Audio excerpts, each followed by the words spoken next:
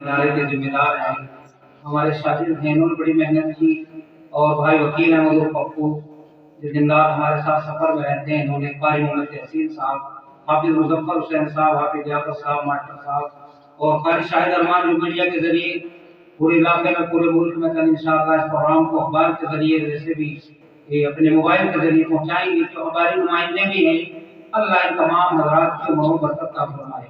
اور خصوصی طور پر مولانا حسن محسن صاحب طبیعت ناساز ہے، اس کے باوجود حضرت والا یہاں پر تشریف لائے، بڑے اچھے انداز میں شروع میں تو آواز کام نہیں کر رہی تھی، لیکن جب دل سے انسان کام کرتا ہے، من جد وجدہ، جس نے کوشش کی اس نے پایا، پھر آواز بھی بولتی چلی گئی، آپ بھی آپ حضرات بھی سنتے چلے گئے، اور پھر آپ کے ذہن میں بھی بیٹھ گیا تو ماشاءاللہ بڑی اونچی بات ہے میرے محترم، کیونکہ شاعر نے کہا ہے چشمے کرم سے آپ کی انسان ہو گئی، چشمے کرم سے آپ کی انسان ہو گئی، وحشی عرب کے ساری بے ایمان ہو گئے۔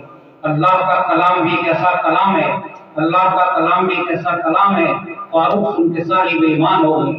جس راہ سے رسول مکرم گزر گئے، جس راہ سے رسول مکرم گزر گئے، اس راہ کے شجر بھی مسلمان ہو گئے۔ جیسے قدم رسول کے آئے زمین پر، سب مرحلے حیات کے آسان ہو گئی۔ اس لیے میرا مطلب اللہ کا کلام بڑی اونچی چیز ہے، نام ہو حمد ہو، یہ تمام چیزیں شعراء کتنی محنت کرتے ہیں، کہاں کہاں سے تیار کرتے ہیں، اسی چیز کو ہمارے سامنے پیش کرتے ہیں، ان کی بڑی محنتیں ہیں۔ آج بڑی خوشی ہوئی ہمیں کہ یہاں پر ہمارے نوجوان شعراء فیصل بیٹی صاحب، صادق صاحب، سلمان صاحب، قائد السلام صاحب، سبھی لوگوں نے بڑے اچھے انداز میں سنایا ہے، اور حضرت مولانا حسن محسن صاحب نے کہا تھا کہ اور بھی شعراء آ رہے ہیں، ورنہ میں تو اس سے کہا تھا کہ حضرت کو بلا دو اور ان کو اور کہتے ہیں، حضرت نے کہا دو چار کو کہتے ہیں کیونکہ میری طبیعت ایسی چل رہی ہے۔ تو میں آج یہ بڑی خوشی کی بات ہے، اللہ تبارک و تعالیٰ ان تمام حضرات کی آمد کو قبول فرمائے۔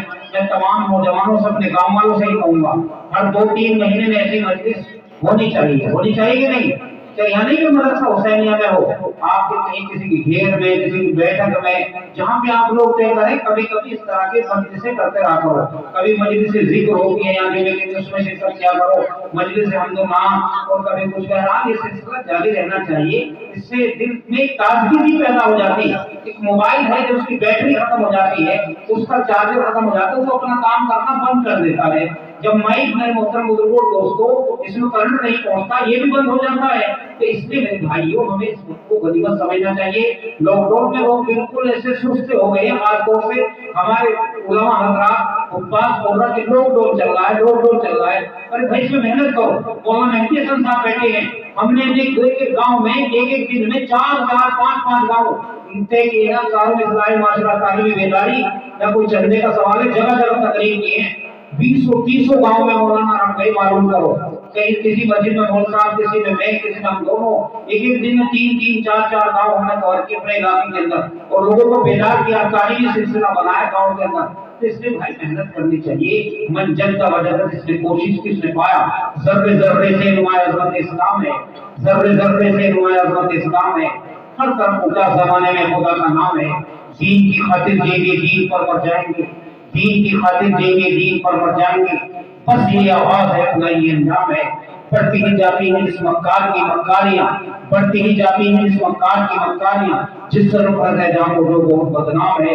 اہل مغرب دشمنی اسلام سے کرتے ہوئے، اس لیے ان کے دلوں پر ہیبت اسلام ہے۔ اس لیے بھائیو محنت کرو، کوشش کرو، قرآن کریم پڑھنے پڑھانے والے بنو، نمازوں کی پابندی کرو، سنت اور شریعت پر عمل کرو، اور اپنے بزرگوں سے تعلق رکھو۔ یہ الیکشن کا زمانہ ہے، سب گاؤں کے لوگ بیٹھے ہیں، لڑائی جھگڑے مت کرنا۔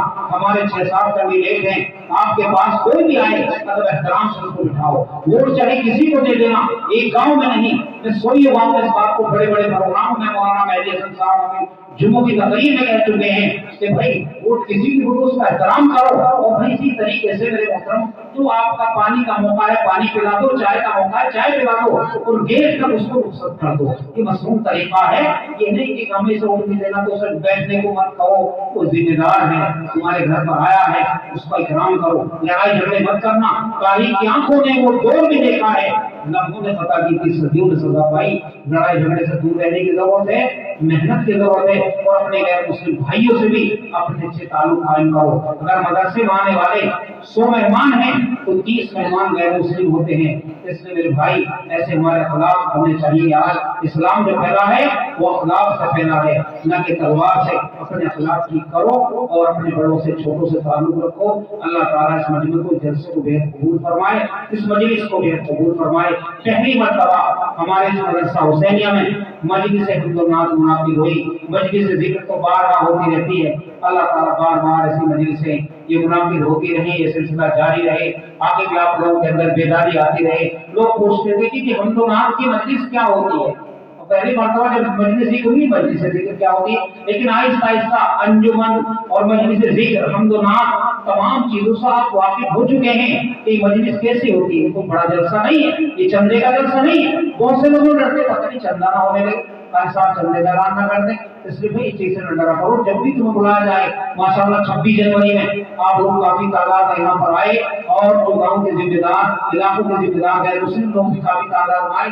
آپ کا میں شکریہ ادا کرتا ہوں کہ جب بھی مدرسہ آواز دیتا ہے فوراً مدرسے میں تشریف لاتے ہیں۔ اللہ آپ کے آمد کو قبول فرمائے۔